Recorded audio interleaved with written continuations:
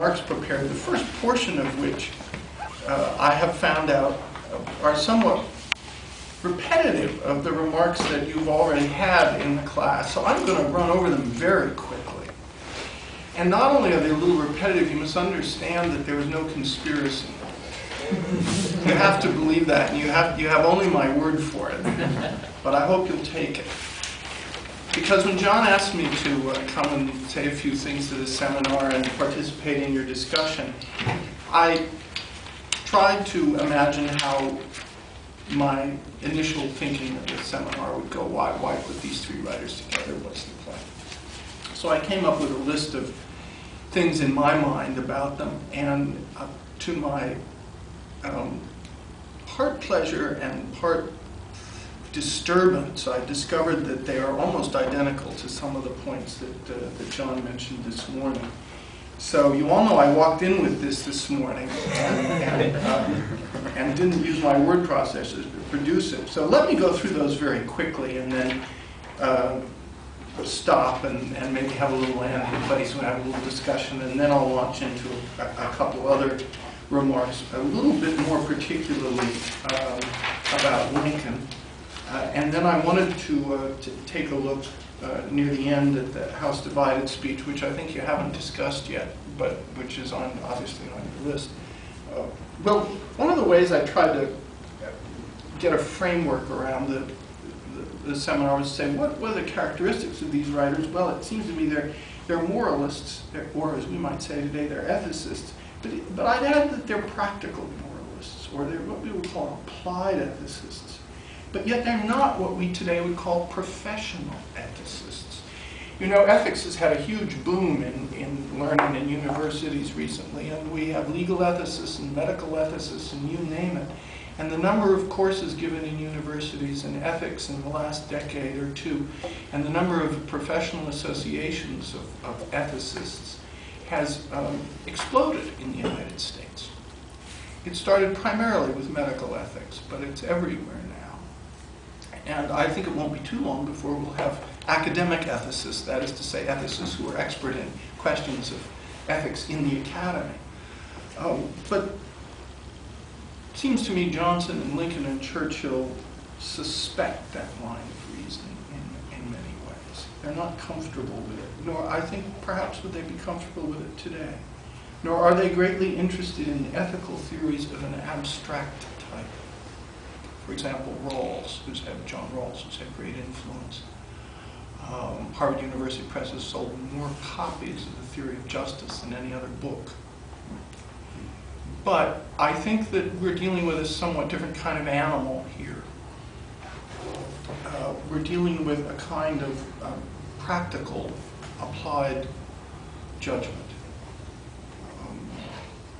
Yet it's very clear that the end is moral. I mean, Johnson says the end of writing is to make the world better. He means it. He's not flinching from it. Or when, you know, he makes that famous criticism of Shakespeare that Shakespeare sacrificed virtue to convenience. He does mean that, though he later says he who thinks reasonably must think morally, and a system of morality can be extracted from Shakespeare's plays. It's an interesting qualification. So they believe that the moral life, really, in a way, is at the center of their attention. And then they hold that most of the issues they engage, in fact, I'd say, by definition, the issues they think are worth engaging, involve issues of good and evil, right and wrong. I don't think you can qualify that and nuance it, but I think that's a fairly basic thing. To which I'd add that these issues involve usually a sense of human freedom, or freedom of the individual will seen in a social and political context that permits, within openly deliberated and adjudicated limits, the free exercise of individual will. And those are important qualifications. So here's Churchill, quote, "I believe that, generally speaking, given free institutions on a fair basis, the best side of men's nature will in the end surely come uppermost. But this doctrine has its limits." End quote. This interesting qualification. Generally speaking, given free institutions on a fair basis, the best side of man's nature will in the end surely come uppermost, but this doctrine has its limits. For shorthand, I think in a way this is Lincoln's better angels, the hope that the better side of human nature, given an opportunity that is reasonably fair, in which the guidelines or the rules are known, will prevail in the end. Politics is, after all, the art of the possible at the present time. And so you cannot have an ideal adjudication. You can't have instant solutions. It's going to take a long time. And in fact, in 1858, Lincoln said he hoped to see the abolition of slavery, but thought maybe it wouldn't happen in his lifetime. He just didn't know. A lot of struggles take several lifetimes or many generations. And that's another recognition. It's not an instant process. I think this sense of freedom, it's summarized by a remark in the British paper, The Spectator, said the weekend that Churchill died, "We are a free people because a man called Winston Churchill lived." Maybe that's not a perfectly true statement, but it captured the sentiment of a lot of people in Great Britain. Well, I think this emphasis on the moral life, and more particularly on right and wrong, for Johnson and Lincoln, Churchill, in the end, usually means a sense of a fight or a battle, or sometimes, if it's necessary, a war. And in that regard, I guess you could say there are absolutes, in the sense that in their minds it becomes absolutely necessary that one side win. Not that there's some absolute truth or some eternal verity, but that it becomes necessary that one side does win. And that's not that truth or winning can be embodied in a single creed or a religious sect or a single text, but that there are times in human events when, for whatever reasons, very often unfortunate reasons, you get in a situation where the struggle ends up being one of victory or defeat. And you cannot settle for anything less than victory. So in that regard, language becomes a weapon. And talking and writing are weapons.